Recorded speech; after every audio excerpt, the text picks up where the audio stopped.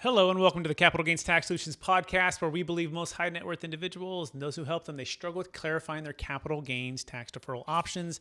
Not having a clear plan is the enemy, and using a proven tax deferral strategy such as the Deferred Sales Trust is the best way for you to exit your high-end luxury primary home cryptocurrency, save a failed 1031 exchange. I'm your host, Brett Swartz. Each episode, I am joined by some of the best real estate, financial, business, and wealth minds in the world, where they share their ideas, deal stories, and inspiration. So together we can make complex tax deferral strategies simple and passive income plans achievable. We're also streaming on expertcresecrets.com. And from time to time, we're bringing on expert real estate brokers. And today's guest is going to teach us a thing or two and inspire us. He's from the great state of Rhode Island, and he has sold over 500 units and over $140 million worth of real estate in 2019. And also for the past 3 years, he has earned the top selling agent nationwide for Keller Williams. Please welcome to the show with me, Kyle Seyboth. Hey, Kyle, how are you doing today, sir? I'm doing well. How about yourself? Hey, better than I deserve. Glad to have you on. For our listeners, get to know you for the first time, would you give us a little bit more about your background and your current focus? So, to your point, yes, I was with Keller Williams. I was the number one agent there for 5 years, 2016 to 2000, actually 4 years, 2016 to 2019. Just made the switch over, as you can see behind me, to Century 21. On average, the last 3 years, I've closed an average of 500 plus units. So that's either on the buyer side or other side, or the seller side, and just really, focused on being a top selling agent year in and year out, and now growing in many different facets of the business and of other things. Amazing. I'm looking forward to diving into that. So on becoming the top selling agent nationwide. And this is going to be fun. Before we go there, Kyle, I want our listeners to get to know you a little bit better. I believe we've all been given certain gifts in this life, and these gifts, some people call them strengths or superpowers.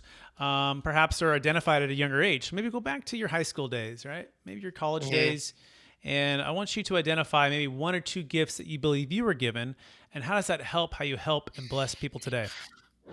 I think the gifts that really help inspire and push people are gifts of discipline, extreme discipline, a hunger and desire for success, and an understanding that the hard work and the determination and the relentlessness is needed to be put into everything you do if you want to get to a super high level. So I think it's discipline, understanding of your surroundings and success and what it takes to get there, and that desire and hunger, and then also your ability to put everything together and manifest into something that was somewhat surreal. Love that. Now, were those relentless disciplines and hunger something that you kind of feel like you've always kind of had? It was kind of natural, or walk us through for those who say, "Hey, Kyle, you made all the success." Right? Were you always just successful, or what was that? Unlocking that gift that you were given? So I've always been an athlete. And I think being an athlete, you learn how to deal with adversity. You learn you learn that perfect practice makes perfect. You learn that over time, hard work is what's needed to get to another level, or to grow, or to be better today than you were yesterday, and tomorrow than today.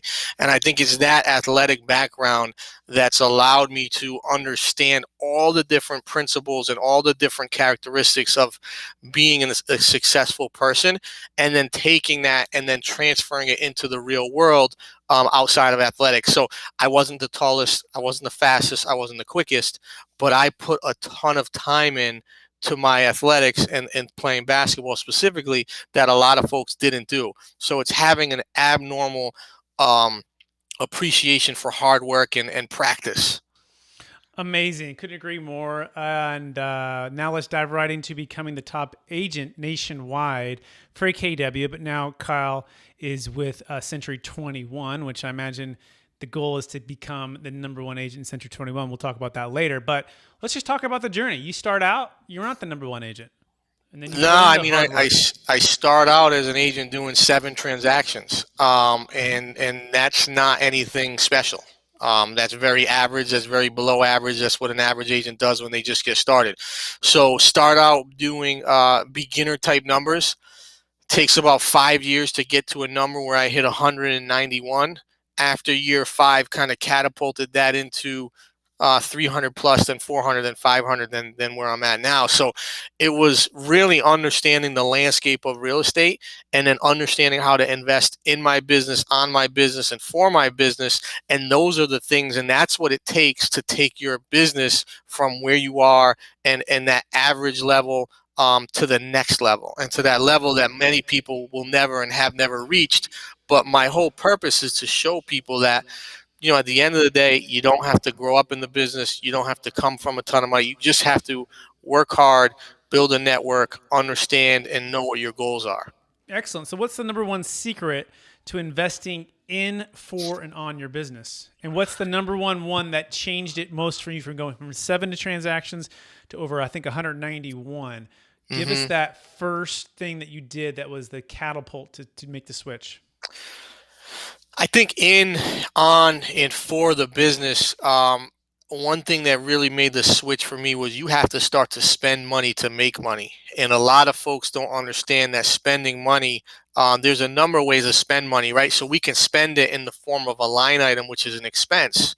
An expense is something that takes away your revenue when it goes down to the bottom line. But we're not looking at spending money on fixed expenses or variable expenses. We're looking, and what I'm talking about is investing in your brand, investing in your marketing, investing in growing your business through lead generation that's going to provide you a network that you never had. So, for example, if I know 10 people today, but I then invest in my business, and if I then invest in my business and know 20 people next week, now I've got a bigger database and a bigger audience to pull from. So at the end of the day, I think that's really important. Yeah, that makes perfect sense. I like that, investing in your brand and your marketing and not looking as it as an expense, but as an investment to grow your business. Fair summary. hmm hmm Very good. Okay, so then the number one secret to scaling now. So mindset shifts from expense to investing. Now, what is the way to scale it? What did you do to scale it? So I'll give you kind of my 2 cents on scalability. In addition to scalability, is divesting in activities that don't provide income. So what I mean by that is I really don't focus on anything in my day, and my day is pretty much set every half hour on the half hour. I really don't focus on anything in my day that doesn't produce income or isn't an income generating activity. If it's not generating income to the top line for one of my businesses, I really don't want to do it. I delegate that to some folks in my office that are really good at performing those tasks. Excellent. So let's talk about that first biggest one then. Okay, so you're the guy, you're the CEO, the chief everything officer back in the day. You're selling seven deals, whatever a year or whatever it hmm was, and then all of a sudden you're investing in your business and you're divesting in activities which don't produce income. What was that first biggest one that was taking up the most amount of your time that you divested from? So the biggest one in real estate that I took away was the admin portion of the business. So the paperwork, getting an admin that could help with the paperwork portion to really allow you to focus on the sales or the front end and the back end, right? Focusing on the front end and allowing the back end to be done by an employee. Is really a big one. And then in addition to that, and not to get too granular, but on the real estate side, there's certain tasks throughout a transaction that really don't need me to be there. I can actually delegate that out to someone that works for me that can help us get to that to get us closer to the goal, which is closing the transaction. Okay, very good. And so admin, paperwork, and so walk us through your average day. What are the three biggest income producing things that you do each day? So the number one thing is making sure my schedule is ironclad, that I'm not doing anything that's not producing the income that we need, and making sure that the opportunity cost of wherever I am at that is the best use of my time, the best value for my money, and the best opportunity for me to produce income for the organization. Number two, the second most important thing is making sure I'm in front of new clients. New clients are the thing that continue to make the business go round, right? So the more new people that we bring in the door, the more able we are to increase our database and allow us to grow at a certain level.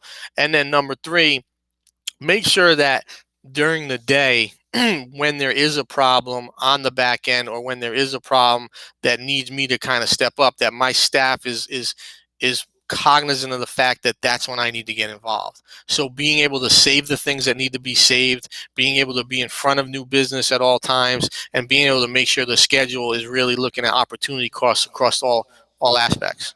Excellent. Okay, so schedule's ironclad in front of new clients because that's the lifeblood to grow the business, and then make sure when there is a problem, your team is compiling all of those potential problems, those fires, right? And and I'm hearing you right. Save them for the end of the day for when you're going to sit down and solve those problems, rather Correct. than just throwing fireballs at you every day, right?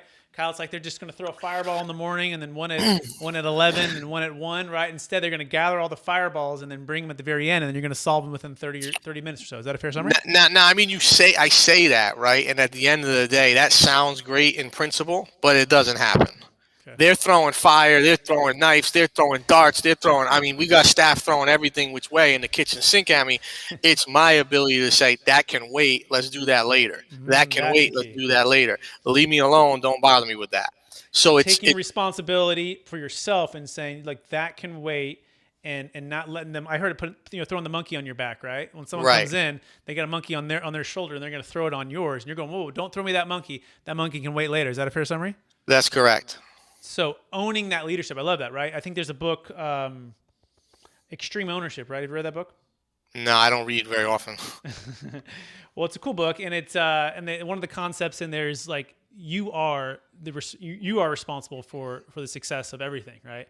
So at some point, your leadership fell down, and I'm talking to myself too, right? When I'm saying you, I don't mean just you, Kyle, but me, Brett, as well, or anyone who's leading an organization, right? And it ends and starts with you, and so you either didn't do something beforehand, or you're doing something now that is not leading the team correctly. When you take that extreme ownership, things can really move forward. Okay, cool. So we got pretty tactical there. Now let's move into a little bit of the macro. What's the biggest challenge facing realtors in this industry in this day and time of I the mean, economy? the biggest challenge right now is that everyone thinks this real estate market is so good, and I'd argue that it's actually one of the worst I've ever seen. And a lot of people are gonna be like, "How can you say that? That's crazy! Oh my God!" No, it's the worst because we've got more realtors than houses. We've got the least amount of supply we've ever had. We've got one half of the transaction that becomes disgruntled and can't get what they want, being buyers, and we have sellers that are getting numbers that are just somewhat egregious in the sense that they're not appraising, banks aren't lending on them, and you're having buyers that are getting remorse, and you're going to start to see a pullback in the market because seller buyers at some point are going to say, I'm overpaying, I overpaid, at this point I need to let this house go. And that's the concern I have. So on the macro level, it's purely a function of lack of supply, increased demand, low interest rates, which all push for a really strong seller market, but make the market so inefficient and make the market in a situation where the leverage is so tilted on the seller side, it's just not an equal playing field. Wow, very well said. So much there. Yeah, more realtors and houses is what really sticks out to me, right?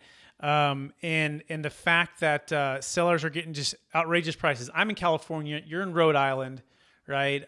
The coastal cities, right?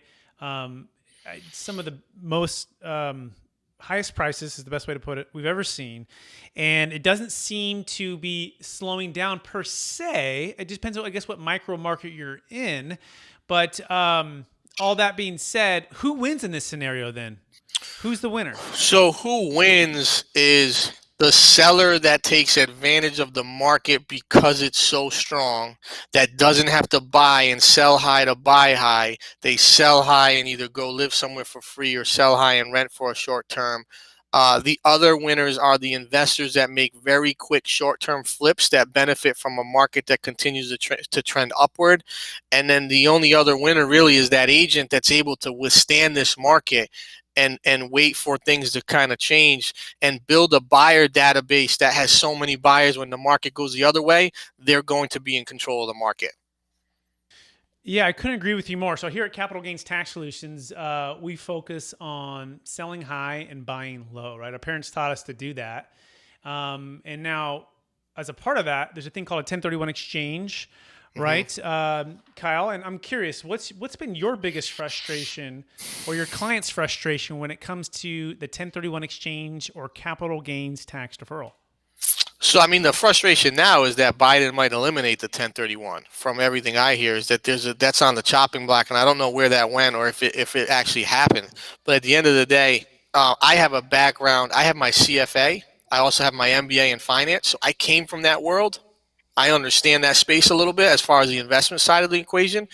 But a lot of the investors, when they're doing these 1031s, yes, they're deferring taxes.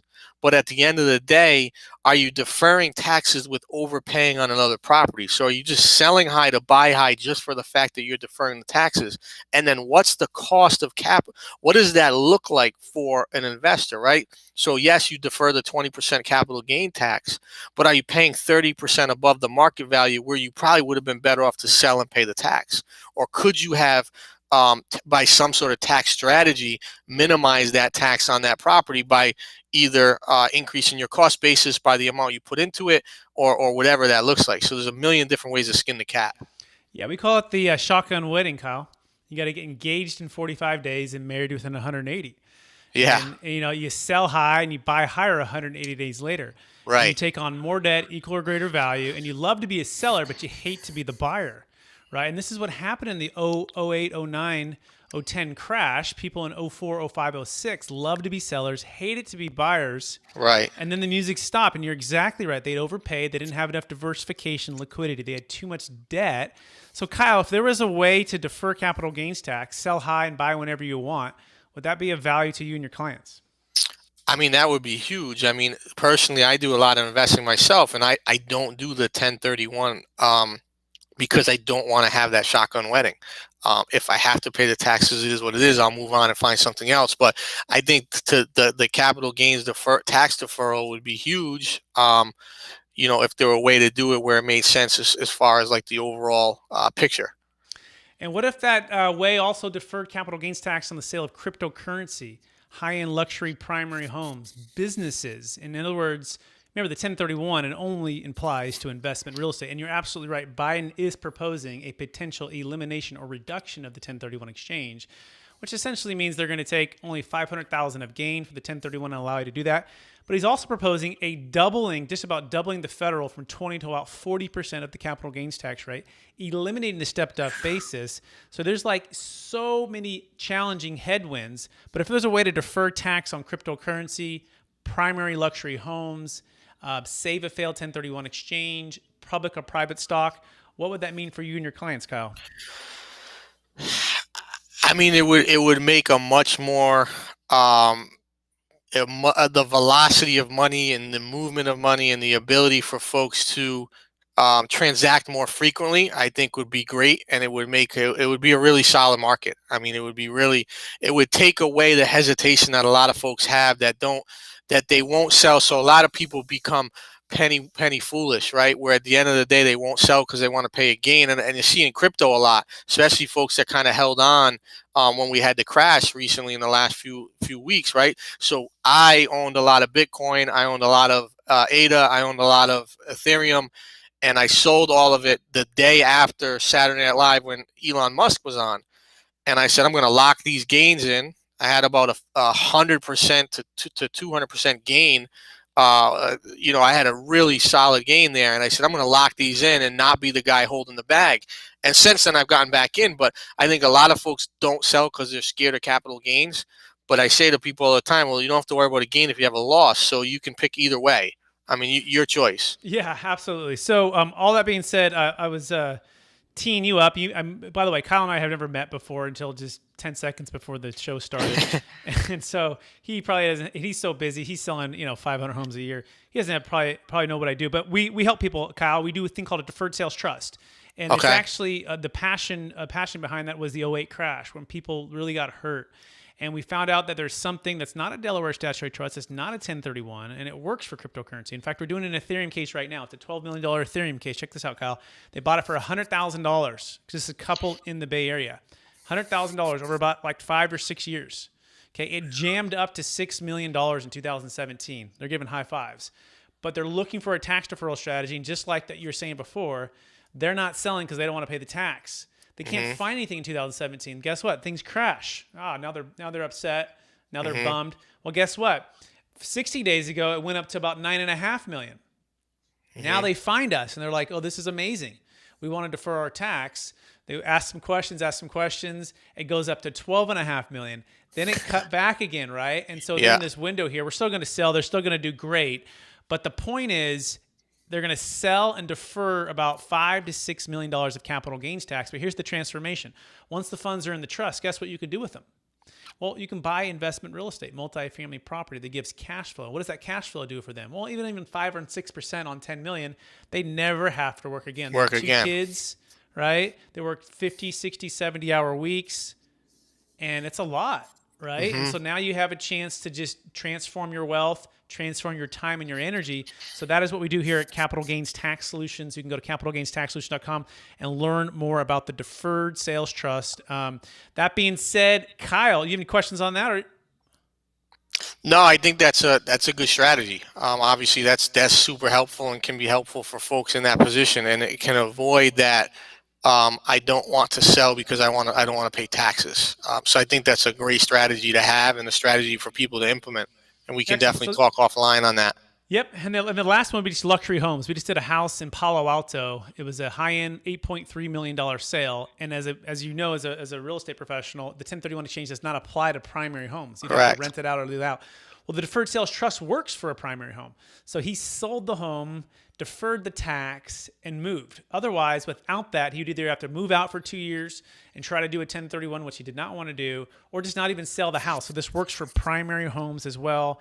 All that being said, Kyle, are you ready for the lightning round? Go. All right. So knowing what you know now, if you go back to your 25-year-old self, what's the one golden nugget you'd make sure to tell yourself to do? Don't worry about the money right now. Get the experience.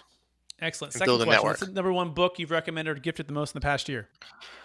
It can be a podcast too, because you say you don't really read books. No, but the one book, Automatic Millionaire by Dan something or other, great book. One of probably the last books I ever read.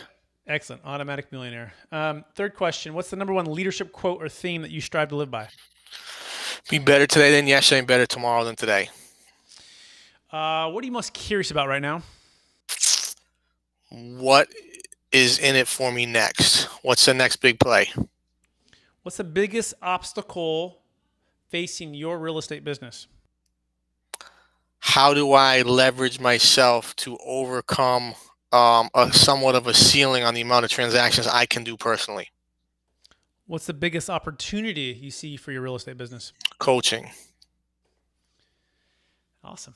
This is the fastest lightning round I've ever been on. This is why Kyle's closing 500 deals. I'm just used to moving like that. You're getting a glimpse into Kyle here, which I love. I got some guys, I got a lightning round. I can only ask them like 2.5 questions. And I'm like, wow, this is, and maybe not hearing the lightning round. They're just going on. Okay. This is the last question. Then we'll let you go. You've achieved all the success. You've helped so many people. You've been the number one in Keller Williams multiple years. You're probably going to be the number one in Century 21, right? You're very successful with what you do. You're the top in the industry. After all that success, Kyle, how do you stay centered in your values and stay encouraged to reach for new heights?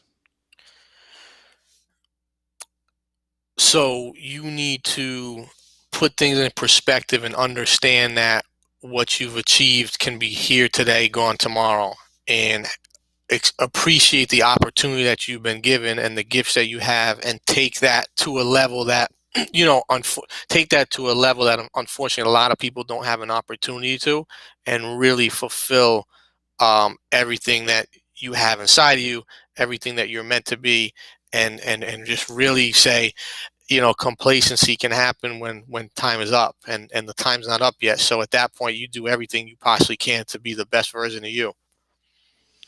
Amazing. An attitude of gratitude and realizing that yesterday is not promising results today, and to go after it and keep building on what you've been given. Don't take it for granted. Absolutely love that, Kyle. Hey, Kyle, for our listeners who want to get in touch with you, what is the best place for them to find you?